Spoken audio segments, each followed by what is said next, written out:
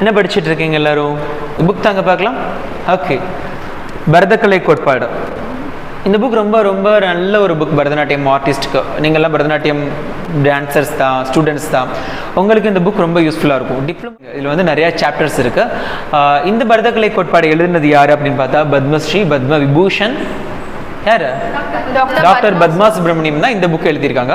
Chapters இருக்குன்னு பார்த்தா நாட்டியம், அபிநயம், தர்மி, நிர்தம், நிர்தியம், தாண்டவம், லாஷ்யம், ஒரு அரங்க ஆராதனை எப்படி இருக்கணும், அரங்கேற்றம் எப்படி இருக்கணும், ஆங்கிகாபிநயம், வாச்சிகாபிநயம், சாத்விகாபிநயம், அப்புறம் Indian classical dances, Bharatanatyam, Kuchipudi, Mohiniyattam, Kathak, Manipuri, Odissi, Sattriya, அப்புறம் ஒரு ஆகாரி அபிநயம் எப்படி இருக்கணும், நடன உருப்படிகள், மார்க்கம், அல்லாரிப்பு, ஜதீஸ்வரம், சப்தம், பதம், வர்ணம், ஜாவலி, தில்லானா, தாளங்கள், 35 வகை தாளங்கள், ஷூலாதி சப்த தாளங்கள், அப்புறம் வந்து சப்த தாளங்கள், தாளத்து சப்ரான்கள்.